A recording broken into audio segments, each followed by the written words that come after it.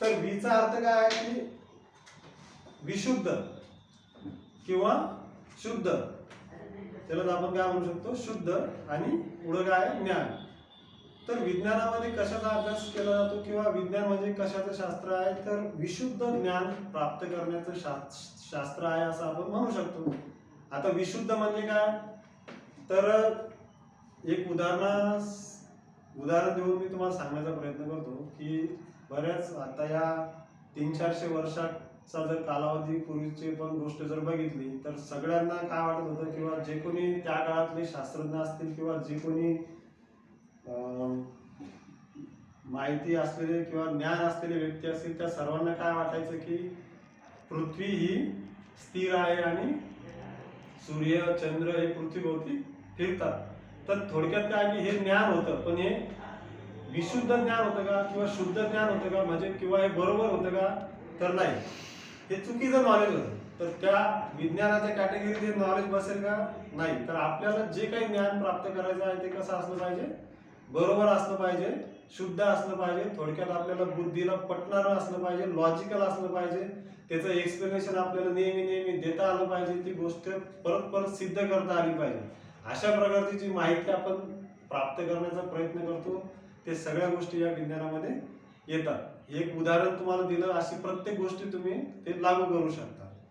ठीक आहे. तर सायन्स या विषयामध्ये आपल्याला 3 मेन ब्रँचेसचा अभ्यास करावा लागतो.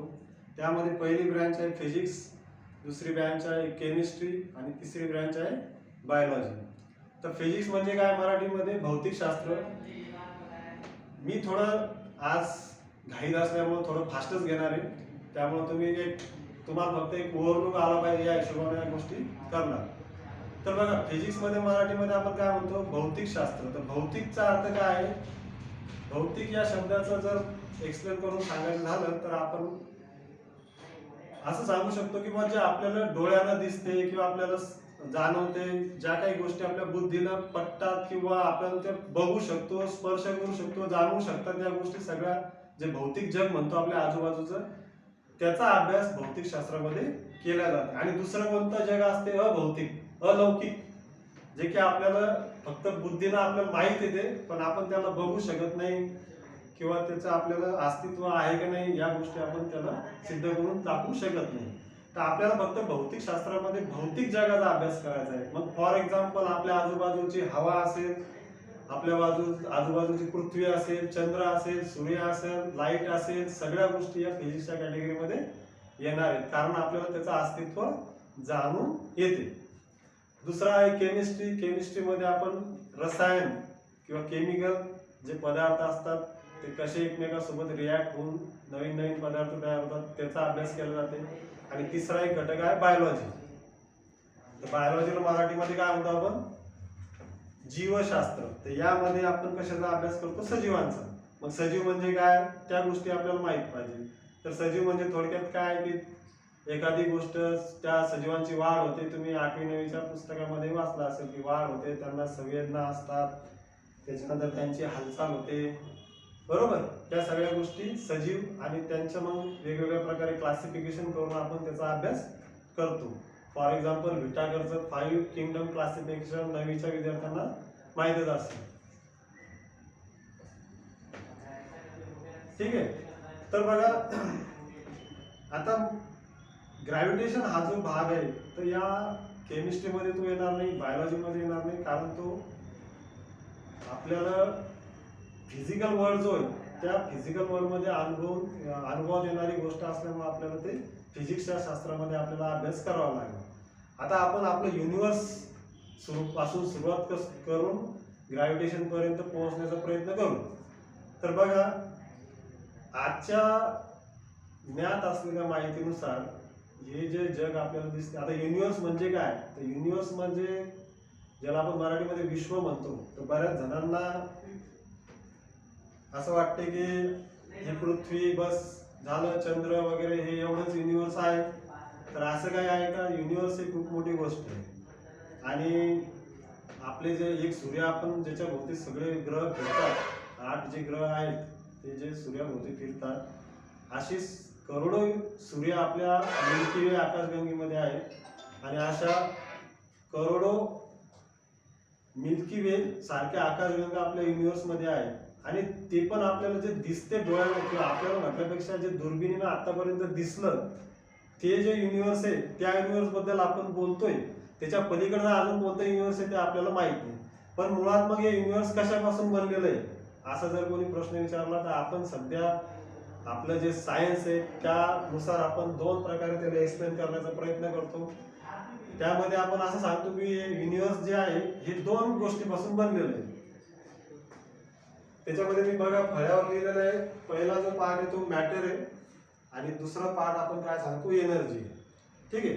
युनिव्हर्स हे बेसिकली दोन गोष्टीपासून बनलेला आहे असं आपण मानतो. त्याच्यामध्ये पहिला पार्ट कोणता आहे मॅटर आणि दुसरा पार्ट एनर्जी. तर मॅटरला आपण मराठीमध्ये काय म्हणतो पदार्थ आणि याला मराठीमध्ये काय म्हणलं जातं ऊर्जा. मग परत यामध्ये काय फरक आहे मॅटर आणि एनर्जी मध्ये काहीतरी फरक असेल त्याच वेळेस आपण त्याला दोन कॅटेगरीमध्ये डिवाइड केलं असं म्हणायला काही हरकत नाही. परत मग मॅटर कशाला म्हणायचं आणि एनर्जी कशाला म्हणायचं. तर आपण पहिले तर त्याची मॅटरकडे काय गोष्टी किंवा काय वैशिष्ट्य असले पाहिजे त्यानंतर आपण त्याला मॅटर म्हणतो हे जाणून घेण्याचा प्रयत्न करू. मॅटरकडे तीन गोष्टी तर असतातच असतात किंवा तीन गुणधर्म तर असतातच असतात. त्यामध्ये पहिला जो गुणधर्म आहे मास. ठीक आहे. मास म्हणजे वस्तुमान. दुसरा गुणधर्म जो असतो मॅटरकडे तो असतो चार्ज, इलेक्ट्रिक चार्ज ज्याला म्हणतो आपण. ठीक आहे. आणि सॉरी इलेक्ट्रिक चार्ज म्हणण्यापेक्षा आपण तुम्ही कदाचित वाचला असेल की प्रोटॉनकडे पॉझिटिव्ह चार्ज असतो, इलेक्ट्रॉनकडे निगेटिव्ह चार्ज असतो आणि न्यूट्रॉन या पार्टिकल जो आहे मॅटरचा त्याच्याकडे कोणत्याही प्रकारचा चार्ज नसतो.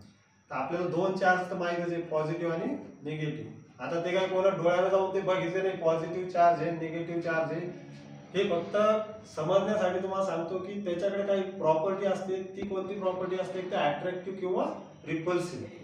दोन पॉझिटिव्ह चार्ज जर असतील तर आपण म्हणतो ते एकमेकाला रिपल्स करतात. दोन निगेटिव्ह किंवा दोन निगेटिव्ह असतील तर ते एकमेकाला रिपल्स करतात. पण एक पॉझिटिव्ह एक निगेटिव्ह असेल तर तो एकमेकाला अट्रॅक्ट करतात. तर चार्ज ही प्रॉपर्टी अशी आहे की ते एकमेकाला अट्रॅक्ट किंवा रिपल्स करण्याचं जे काही आपल्याला दिसून येते गुणधर्म त्या चार्जमुळे येतो आपण असं मानतो. आणि त्यातल्या एकाला आपण पॉझिटिव्ह नाव देतो आणि एकाला निगेटिव्ह देतो. ते काही कोणी डोळ्यात जाऊन बघितलेला नाही, फक्त त्या मॅटरकडे आहे आपण असं मानतो. तिसरा जो घटक आहे तो आहे मॅटरला काय लागतं म्हणतो आपण स्पेस लागतो. स्पेस म्हणजे तुम्ही पुस्तकात वाचला असेल की मॅटर काय करते वस्तुमान सॉरी ते जागा व्यापते. आता ह्या तीन गोष्टी जर मॅटरकडे असतील तर आपण त्याला असं म्हणू शकतो की एनर्जी याच्या अपोजिट किंवा याच्या विरुद्ध असली पाहिजे. त्याच वेळेस आपण त्याचं क्लासिफिकेशन वेगळ्या पद्धतीने किंवा वेगळ्या कॅटेगरीत त्याला टाकलेलं आहे. तर आपण एनर्जीकडे मग काय म्हणतो कोणी विचारलं तुम्हाला तर एनर्जीकडे मास असणार आहे का.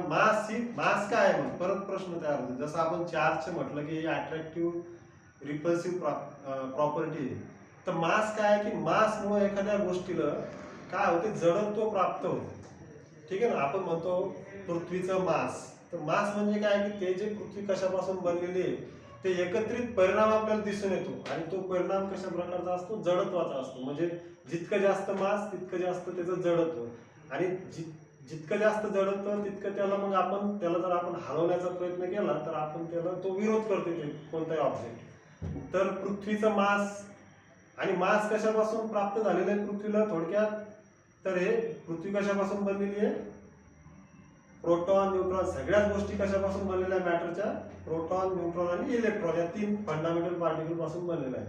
तर आपण म्हणतो पृथ्वीचा मास चंद्राच्या मासपेक्षा जास्त आहे, चंद्राचा मास सूर्याच्या मासपेक्षा कमी आहे, सूर्याचा मास सगळ्यात जास्त आहे. म्हणजे याचा अर्थ काय की त्याच्यामध्ये प्रोटॉन न्यूट्रॉन आणि इलेक्ट्रॉन हे जे फंडामेंटल पार्टिकल्स आहेत ते जास्त आहेत. तर ते बघू आपण इथपर्यंत कदाचित तुमच्या क्लिअर किंवा थोडंफार तुमच्या लक्षात आला असेल की युनिव्हर्स जे की 13.8 बिलियन अब्ज वर्ष बिलियन वर्षापूर्वी आपण म्हणतो की बनलेला आहे.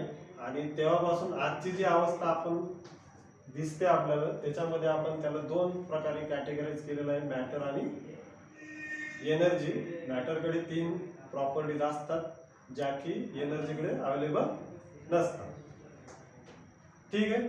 आता हे मॅटर मग बनलेलं कशापासून आहे हा एक प्रश्न तयार होतो ना. तर ते मॅटर कशापासून बनलेलं आहे, ते 3 फंडामेंटल बिल्डिंग ब्लॉक्स पासून मॅटर बनलेलं आहे.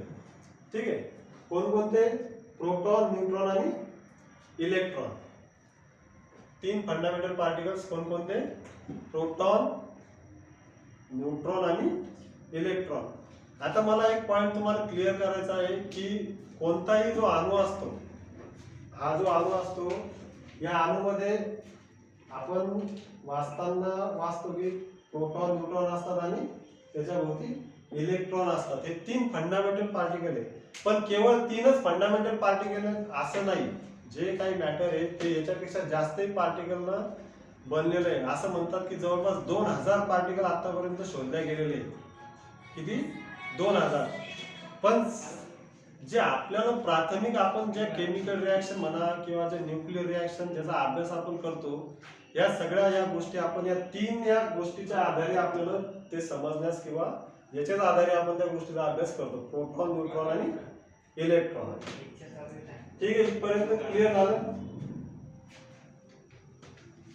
आता बघा, फोर्स नावाचा एक कन्सेप्ट सायन्स मध्ये बऱ्याच जणांना कन्फ्युज होतो. तर फोर्स म्हणजे काय, त्याला मराठीमध्ये आपण बल म्हणतो. तर त्याच्या पण काही वैशिष्ट्य आहेत. फोर्स हा अशा प्रकारचा कन्सेप्ट आहे की तो 2 गोष्टीमध्ये किंवा 2 ऑब्जेक्ट मध्ये आढळून येणारं ते गुणधर्म आहे पदार्थांचा. काय म्हटलं एक समजून घ्या. फोर्स हा अशा प्रकारचा गुणधर्म आहे किंवा अशा प्रकारची प्रॉपर्टी आहे मॅटरची की ती 2 ऑब्जेक्ट्स मध्ये आपल्याला आढळून येते. कोणत्याही एका ऑब्जेक्टवर किंवा एकच ऑब्जेक्ट असेल आणि तिथं फोर्स आढळून आला असं होत नाही. फोर्स हा जो काही गुणधर्म आहे तो इफेक्ट मध्ये येण्यासाठी किंवा तो जाणवण्यासाठी आपल्याला ऍटलीस्ट 2 पार्टिकल असणं गरजेचं आहे. हा पॉइंट तुम्ही समजून घ्या. ठीक आहे. आणि फोर्समुळे आपल्याला 2 प्रकारचे कार्य घडून येण्यास मदत होते. कोणकोणते? एक तर फोर्समुळे काय होतं, अट्रॅक्शन होते. त्याला आपण सोप्या भाषेत काय म्हणू शकतो, पुलिंग, ओढणे, किंवा रिपल्शन होते. त्याला आपण काय म्हणू, ढकलणे. ठीक आहे. तर फोर्समुळे आपल्याला 2 प्रकारचा इफेक्ट आपल्या फिजिकल वर्ल्ड मध्ये जाणून येतो. तो म्हणजे एक अट्रॅक्शन होते किंवा रिपल्शन होते. आणि फोर्स हा गुणधर्म किंवा ही प्रॉपर्टी आपल्याला म्हणजे जाणून घेण्यासाठी ऍटलीस्ट 2 ऑब्जेक्टची गरज असते. एक नुसती, मी तुम्हाला एक उदाहरण देऊन सांगतो, नुसती पृथ्वी जे समजा युनिव्हर्स मध्ये बाकी काहीच नाही, तर त्याच्यावर कोणता फोर्स किंवा काय ऍक्ट होणार आहे का? त्याच्यामुळे कोणावर फोर्स ऍक्ट होणार आहे का? नाही. कारण एक फोर्स हा एका ऑब्जेक्टचा विषयच नाही. थोडक्यात तिथं जोपर्यंत 2 गोष्टी एकमेकांच्या कॉन्टॅक्ट मध्ये येणार नाही तोपर्यंत फोर्स नावाचा जे काय प्रॉपर्टी आपण म्हणतो मॅटरची, ते अस्तित्वातच येणार नाही. आता बघा, मग फोर्स किती प्रकारचे असतात आणि फोर्सचे कार्य काय आहे? बलाचे कार्य ज्याला म्हणतो आपण, विज्ञानात तुम्ही वाचलं असेल, बल काय करते? एक तर पुलिंग करते किंवा पुशिंग करते. एक तर अट्रॅक्शन घडून येते 2 वस्तूमध्ये किंवा रिपल्शन घडून येते. ठीक आहे. कोणतंही उदाहरण पहा तुम्ही. मी समजा आता या डायसवर समजा मी फोर्स लावला माझ्या हाताने, याला आपण मस्क्युलर फोर्स म्हणतो. तर काय होईल, याच्यामध्ये पुल होईल का पुश होईल? पुश होईल ना, पुढे ढकलल्या जाईल. किंवा मी हे डस्टर इकडे वळलं हाताने, याच्यावर एक फोर्स अप्लाय केला आणि काय झालं, तर पुलिंग झालं. तर 2च प्रकारे फोर्स हा काम करत असते. आता बघा, आपल्या युनिव्हर्स मध्ये 4 प्रकारचे फंडामेंटल फोर्सेस आहेत. किती? 4 प्रकारचे. त्याच्यामध्ये पहिला मी जे सांगितलं तो ग्रॅव्हिटेशनल फोर्स आहे, दुसरा इलेक्ट्रोमॅग्नेटिक फोर्स, तिसरा स्ट्रॉंग न्यूक्लिअर फोर्स आणि चौथा वीक न्यूक्लिअर फोर्स. तर हे फोर्स वेगवेगळ्या ठिकाणी आणि वेगवेगळ्या पद्धतीने काम करत असतात. याच्यामध्ये कोणता तरी फोर्स एकदम स्ट्रॉंगेस्ट आहे आणि कोणता तरी फोर्स एकदम त्याचा जो इफेक्ट आहे तो तेवढा आपण म्हणतो वीक आहे. म्हणजे त्याला आपण काय म्हणतो, वीक आहे. फॉर एक्झाम्पल याच्यामध्ये सांगायचं झालं की ग्रॅव्हिटेशनल फोर्स हा वीकेस्ट फोर्स, याचा इफेक्ट कसा राहतो, या 4 मध्ये सगळ्यात वीक म्हणायला हरकत नाही. आणि स्ट्रॉंग न्यूक्लिअर फोर्स जो आहे तो कसा आहे, स्ट्रॉंगेस्ट फोर्स. फक्त आता हा ऍक्ट कुठं होता हा महत्वाचा विषय. तर ग्रॅव्हिटेशनल फोर्स कुठे ऍक्ट होतो की युनिव्हर्स मधल्या कोणत्याही दोन ऑब्जेक्ट मध्ये ग्रॅव्हिटेशनल फोर्स हा ऍक्ट होत असतो. काय म्हटलं मी, युनिव्हर्स मध्ये कोणतेही दोन ऑब्जेक्ट घ्या, म्हणजे हा पेन आणि मी, पेन आणि मोबाईल, मी आणि तुम्ही, कोणतेही दोन, पृथ्वी आणि चंद्र, सूर्य आणि पृथ्वी, कोणत्याही दोन ऑब्जेक्ट मध्ये जे काही मी काय म्हटलं फोर्स काय करते दोन प्रकार, एक तर अट्रॅक्शन होते किंवा रिपल्शन होते. तर ग्रॅव्हिटेशनल फोर्स कसा आहे, अट्रॅक्शन होते का याच्यात, सॉरी रिपल्शन होते का, ग्रॅव्हिटेशनल फोर्स मुळे रिपल्शन होत नाही. त्याच्यामध्ये ग्रॅव्हिटेशनल फोर्स कसा आहे, फक्त अट्रॅक्टिव्ह, म्हणजे कसा आहे हा ओढणारा फोर्स. लक्षात येऊन आलं ना, हा रिपल्सिव्ह फोर्स नाही. फोर्स हे दोन प्रकारे कार्य करतात, एक तर अट्रॅक्ट करतात किंवा रिपल्स करतात. तर हा फोर्स कसा आहे, ग्रॅव्हिटेशनल फोर्स हा अट्रॅक्टिव्ह फोर्स आहे. मग थोडक्यात जे न्यूटनचं उदाहरण तुम्ही बघितलं होतं किंवा तुम्हाला माहितच असेल की न्यूटन एका सफरचंदाच्या झाडाखाली बसला आणि बसल्यानंतर काय झालं की ते सफरचंद त्यांच्या कोणी म्हणते डोक्यावर पडलं, कोणी म्हणते साईडला पडलं. तर जे काय असेल तर न्यूटनला हाच प्रश्न पडला की हे जे सफरचंद खाली पडलं हे खालीच का पडलं. लक्षात राहिलं ना, हे वरच्या साईडनं का नाही गेलं, किंवा जर झाड असं आपण धरलं तर हे खालीच का पडलं, इकडं वर का नाही गेलं, या साईडनं का नाही गेलं, किंवा तिरपं का नाही पडलं, ते व्हर्टिकली डाऊन वर असंच का आलं. हा न्यूटनला पडलेला प्रश्न होता. आणि त्या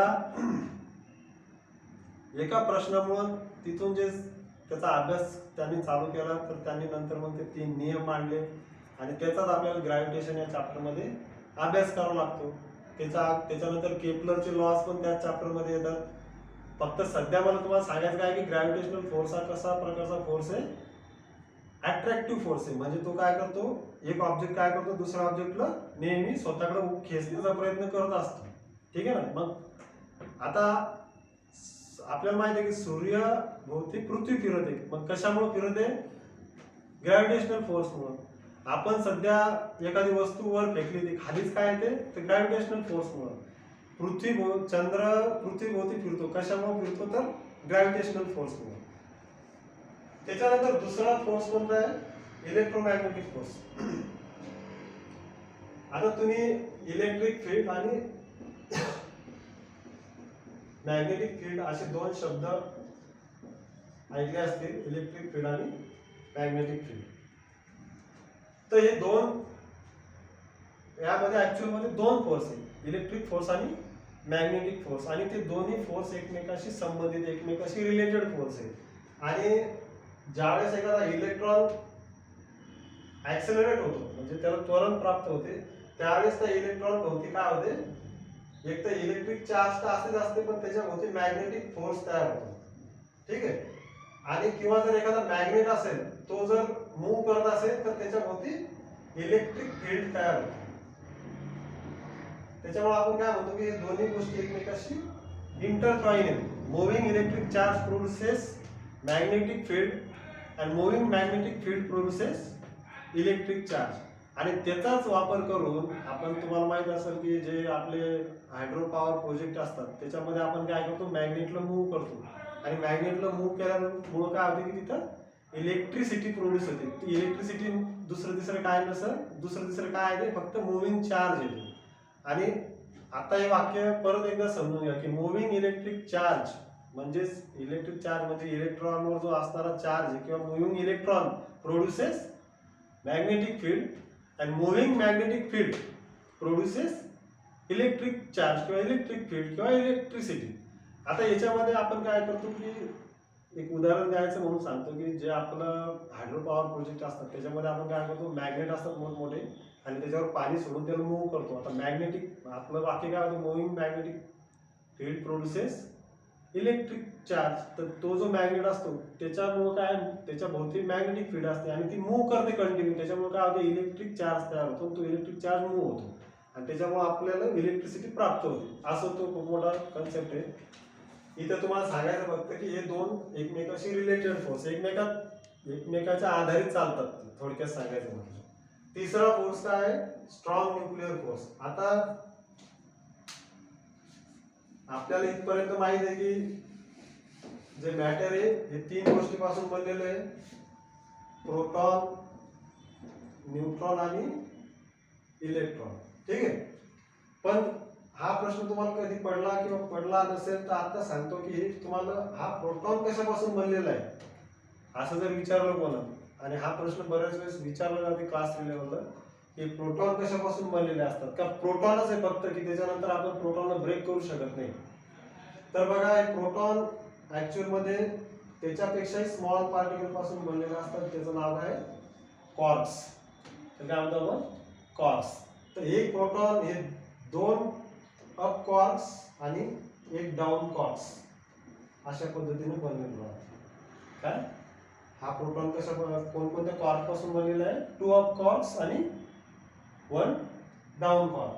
आणि न्यूट्रॉन कसा बनलेला आहे, 2 डाऊन क्वार्क्स आणि 1 अप क्वार्क हा बनलेला आहे न्यूट्रॉन. ठीक आहे. तर स्ट्रॉंग न्यूक्लिअर फोर्स कुठे ऍक्ट होतो, तर जे ऍटम असतात की नाही आपले अणू त्याच्यामध्ये हे प्रोटॉन न्यूट्रॉन एकत्र ठेवण्याचं काम कोण करते, स्ट्रॉंग न्यूक्लिअर फोर्स. न्यूक्लिअर म्हणजे काय, न्यूक्लियस मध्ये ऍक्ट होणारा फोर्स. आणि तो स्ट्रॉंग म्हणजे कसं की हे इतके पॉवरफुल असतात, त्याच्यावर पॉझिटिव्ह आणि पॉझिटिव्ह चार्ज असतात. बऱ्याच ऍटम मध्ये तुम्हाला माहिती आहे की प्रोटॉन, आता हायड्रोजन अणू एका प्रोटॉन पासून बनलेला आहे बरोबर, हिलियम अणू 2 प्रोटॉन पासून बनलेला आहे. तसंच मॅग्नेशियम असेल, सोडियम असेल तर सोडियम 18 प्रोटॉन असतात सोडियमच्या अणूमध्ये. आणि सगळे प्रोटॉन काय असतात, पॉझिटिव्हली चार्ज असतात. आणि आपण आताच काय बघितलं की पॉझिटिव्हली चार्ज काय करतात, पॉझिटिव्हली जे चार्ज पार्टिकल असतात ते एकमेकांना दूर ढकलतात. मग हा प्रश्न तयार होतो की या अणूमध्ये एवढे 11 प्लस पॉझिटिव्ह चार्ज असणारे प्रोटॉन कसं काय एकत्र राहिले, तर त्याच्या मागे कोणता फोर्स कार्यरत आहे, स्ट्रॉंग न्यूक्लिअर फोर्स. ठीक आहे. आणि त्याच्याही पलीकडं हे अप क्वार्क आणि डाऊन क्वार्क एकत्र ठेवण्याचं काम कोण करते, स्ट्रॉंग न्यूक्लिअर फोर्स. आता एवढं तुम्हाला बेसिक नॉलेज सध्या पुरतं स्पर्धा परीक्षेपुरतं असलं बस झालं. आणि त्याच्यानंतर वीक न्यूक्लिअर फोर्स काय करतो की आतल्या आत बऱ्याच वेळेस तुम्ही हे शब्द ऐकला असेल, रेडिओ ऍक्टिव्ह डिके. त्या रेडिओ ऍक्टिव्ह डिके मुळे काय होते की एक प्रकारचा एलिमेंट दुसऱ्या प्रकारच्या एलिमेंट मध्ये कन्वर्ट होतो. ठीक आहे. आणि हे कन्व्हर्जन करण्याचं काम केव्हा होते, ज्यावेळेस प्रोटॉन नंबर बदलते. एलिमेंट एका एलिमेंटचं रूपांतर दुसऱ्या एलिमेंट मध्ये करण्यासाठी आपल्याला त्याचा प्रोटॉन नंबर चेंज करावा लागेल. ठीक आहे. कारण प्रोटॉनच तो कोणता एलिमेंट आहे किंवा कोणता एलिमेंट राहणार हे ठरवतात. फॉर एक्झाम्पल हायड्रोजन मध्ये किती प्रोटॉन असतात, एक. जर एक प्रोटॉन त्या अणूमध्ये त्या न्यूक्लियस मध्ये आपण वाढवला तर तो हायड्रोजन राहतो का, हायड्रोजन ने राहत, त्याचं रूपांतर कशात होते, हिलियम मध्ये होते. आणि जसं हिलियम मध्ये रूपांतर झालं तर त्याच्या फिजिकल आणि केमिकल प्रॉपर्टीज दोन्ही चेंज होतात. तर हे सगळं कशामुळे होते, त्या प्रोटॉनच्या संख्येमुळे. जर 3 झाले तर लिथियम तयार होईल, समजून आलं ना. 6 प्रोटॉन जर असतील एखाद्या न्यूक्लियस मध्ये तर कार्बन ॲटम तयार होतो. 11 असतील तर सोडियम होतो. त्याच्यानंतर 18 असतील तर क्लोरीन ॲटम. म्हणजे असे जसे जसे प्रोटॉन वाढत जातील तसं तसं हे चेंज होतात. पण हे प्रोटॉन आणि न्यूट्रॉन एकमेकात इंटरचेंजेबल आहेत का, असा जर प्रश्न कोणाच्या मनात तयार झाला तर आहे. आणि ते चेंज करण्याचं काम कोण करते, वीक न्यूक्लिअर फोर्स. इथपर्यंत समजलं. आता बघा या सगळ्या गोष्टीचा संबंध ग्रॅव्हिटेशनशी आहे. कारण एखाद्या ऑब्जेक्ट कशाला म्हणतात सायन्स मध्ये, की एखादी कोणतीही वस्तू असो तिच्याकडे जे मॅटर असते आणि त्या मॅटरमुळे काय होते की त्या वस्तूला ग्रॅव्हिटेशन किंवा दुसऱ्या वस्तूला अट्रॅक्ट करण्याची जी पॉवर प्राप्त होते त्यालाच आपण त्या वस्तूला ग्रॅव्हिटेशनल फोर्स असं म्हणतो. ठीक आहे. तर आता याच्या पुढचा भाग आपण नेक्स्ट लेक्चर मध्ये बघू. आता मी थांबतो. धन्यवाद.